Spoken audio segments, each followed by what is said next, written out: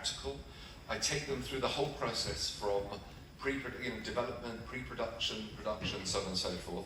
But also, psychologically, I think what I try and do is because you find a lot of people come in and they think it's going to be very easy. They think that they're going to become the next Kubrick or Scorsese or whoever. So basically, what I do is I destroy them and I build them back up again. Okay? Because I think it's really important, because people come with all kinds of preconceptions, and especially young people, they're really enthusiastic. They think it's going to be so easy, and it's really not. So I tell an awful lot of stories about how difficult it is, how hard it is, and try to kind of make them realise how tough this business is. And then having done that, I then, go back to basics about what it is that makes you want to do this, and then kind of build them up again from there. So it's not a precise method at all. I'm very lazy, so I don't use video clips. One thing that I find really useful. Elia Kazan, who did On the Waterfront.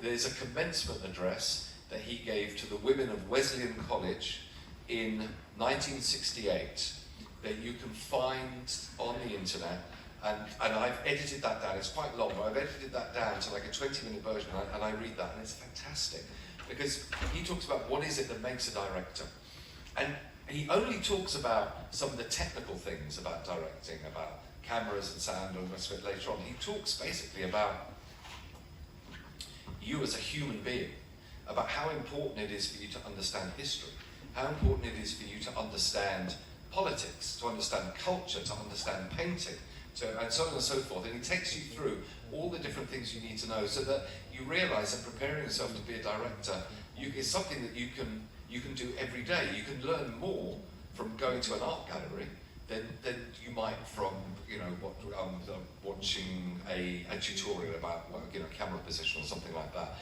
Especially with a director, your taste and your aesthetic and your understanding of the world gives you something to say.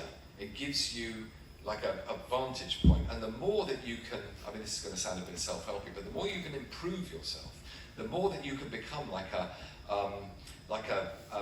walking taste machine, the more that you have really firm opinions about what it is you like and you don't like, the more you understand art, the more you understand literature, the more you understand the Renaissance or expressionist filmmaking in Germany in the 1920s, then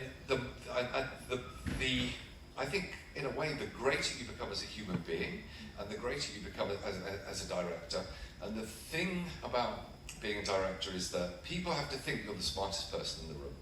You really need to do your research, because the last thing you want is an actor coming along going, well, no, in the 17th century, blah blah blah. You need to be the person that everyone thinks, and you can obviously fake it. We all fake it in one way or another. But the more that you this kind of persona, because people need to be inspired by you, they need to trust you, and so you have to some extent, it's an acting job. Yeah, don't tell them. I loved its poetic quality, and it seemed to me like it was as if, I don't know if you know Parajanov, who's a great Georgian Armenian director. So the same region, the Caucasus. It was a bit like Parajanov had met Kaurismäki. So it was like a weird offspring of these of two. Very well prepared.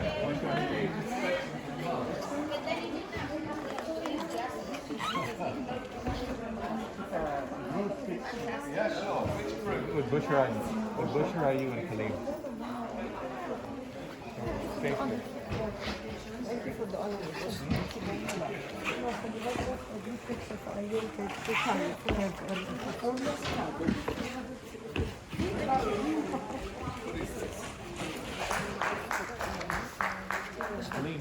Helene. Right. Thank you very much. Thank you.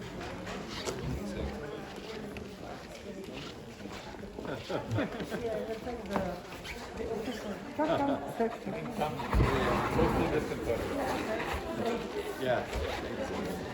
Oh, yeah, my back is yes.